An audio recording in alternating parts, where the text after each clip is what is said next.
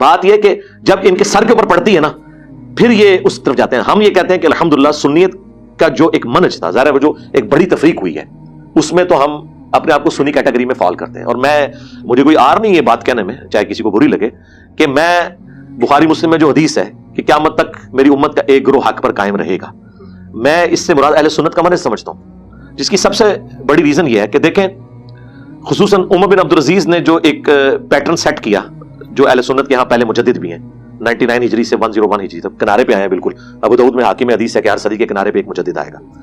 عمر بن عبدالعزیز نے سنیت کا جو قبلہ درست کیا ہے نا، کہ سب و شتم ختم کر دیا ممبروں سے، ٹھیک ہے، مولا علیہ السلام کے اوپر، اور انہوں نے ایک ڈائریکشن دے دی. اللہ کی غیبی تائید اہل سنت کے منہج کے ساتھ یہ ہے کہ شیعہ سے لاکھ اختلافات کے باوجود کبھی کسی بڑے سنی عالم نے ریڈ لائن کراس نہیں کی مولا علیہ السلام کے حوالے سے. یہ ضرور ہوا ہے کہ امیر شام کے حوالے سے ریڈ لائن ضرور کراس کی ہے جو سنیوں کی اسٹیبلش ہے کہ ان کے بارے میں سخت کوئی رویہ رکھ لیا. مولا علی کے بارے میں کبھی نہیں رکھا. ان کی شان میں حدیثیں تھیں تو کنجوسی سے نہیں لی. یار یہ اہل سنت کا امام ہی ہے نا احمد بن حنبل المستدرک الحاکم میں صحیح سند سے ہے کہ جتنی احادیث حضرت علی کی شان میں کسی اور صحابی کی شان میں نہیں. حالانکہ احمد بن حنبل ایک کٹر قسم کے سنی ہارڈ لائنر ہو چکے تھے آخری وقت میں، اسی لیے تو مشاجرات صحابہ اور یہ سارا ہم نہیں مانتے، ان کے اس فتوے کو فراڈ مانتے ہیں. معتزلہ کے خلاف بڑا انہوں نے وہ اس طرف چل پڑے تو اس کی وجہ سے ادروائز یہ جو ان کی بات ہے، پھر ان کا یہ کہنا ابن تیمیہ نے منہاج السنہ میں نقل کیا ہے کہ جو حضرت علی علیہ السلام کو چوتھا خلیفہ نہ مانے وہ اپنے گھر میں بندھے ہوئے گدھے سے بھی بدتر ہے. یہ اس طرح کی باتیں مطلب سب کچھ علوم میں ضرور آئے ہیں، لیکن الحمدللہ ناسبیت کی طرف کوئی سنیوں کا امام نہیں ہوا. اب ناسبیت کی ڈیفینیشن ہم رافضیوں والی نہیں مانتے، اس کے تحت تو شاید یہ عمار بن یاسر کو بھی ناسبی کہتے ہیں، غالی رافضی، کیونکہ عمار بن یاسر تو سیدہ عائشہ کا کتنا احترام کر رہے ہیں. بخاری میں حدیث ہے کہ عائشہ بصرہ سے نکل پڑی ہیں، وہ دنیا اور آخرت میں تمہارے نبی کی بیوی ہیں، لیکن اللہ نے تمہیں آزمایا ہے کہ اللہ کی اطاعت کرتے ہو یا عائشہ کی. ایک طرف اتنی ہارڈ لائن کہ حضرت عائشہ ورسز خدا کر دیا انہوں نے، یہ کوئی چھوٹی بات ہے اللہ کے خلاف جنگ، اور دوسری طرف آخرت نہیں ان کی کہا نہیں دنیا اور آخرت میں تمہارے نبی کی بیوی ہیں. تو مولا علی علیہ السلام کا عمار بن یاسر سے بڑھ کے تو کوئی شیعہ نہیں ہو سکتا نا، لیکن رسپیکٹ کبھی انہوں نے کم نہیں ہونے دی ہے. ہمارا جو غالی رافضیوں سے اختلاف یہ ہے کہ آپ نے تو عمار بن یاسر کا راستہ چھوڑ دیا، آپ نے مولا علی کا راستہ چھوڑ دیا. جب آپ ایک ہارڈ لائن لیتے ہیں نا اس حوالے سے اور ایک ریڈ لائن کو کراس کرتے ہیں تو ہمیں آپ کے ساتھ تائید نہیں نظر آتی، لیکن اپنے ساتھ یہ تائید اہل سنت کے منہج میں ہمیں نظر آئی ہے کہ اہل سنت کے منہج میں آپ کو کبھی کوئی شخص حضرت علی کے بارے میں ہارڈ لائنر نظر نہیں آئے گا جسے سنی امام مانے میں ہو. اس کے برخلاف باتیں ملیں گی. علی بن الجاد کیا کہہ رہا ہے؟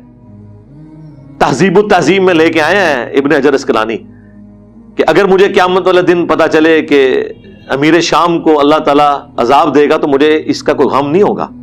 اور احمد بن حنبل کا استاد ہے، میں آپ کو بتا رہا ہوں ادھر غلو ملے گا، لیکن اس لیول پہ نہیں جائے گا کہ کوئی حضرت علی کی دشمنی میں اتر آئے. یہ غیبی تائید ہے. لیکن اس کے برعکس ہم نے دیکھا شیعہ کے اندر غلو آیا، وہ صحابہ کرام کی تکفیر تک بھی گئے اور سب و شتم تک بھی گئے. اور اگر وہ کہتے ہیں نہیں ہماری یہ عوام الناس جاہل کرتی ہے تو سرکار پھر آپ ایز اے مکتب فکر آپ کے اوپر اللہ تعالیٰ کی امبریلا اس طرح نہیں ہے جس نے سنیوں کے اوپر ہے کہ وہ ریڈ لائن کراس نہیں کرتے. آپ کی عوام بھی ڈیویٹ ہوتی ہے، علماء بھی اس قسم کی یعنی توہین امیز الفاظ استعمال کر دیتے ہیں کہ پھر مصیبت کھڑی ہو جاتی ہے. ایون اہل بیت کے منہج کو نقصان ہوتا ہے اس کی وجہ سے.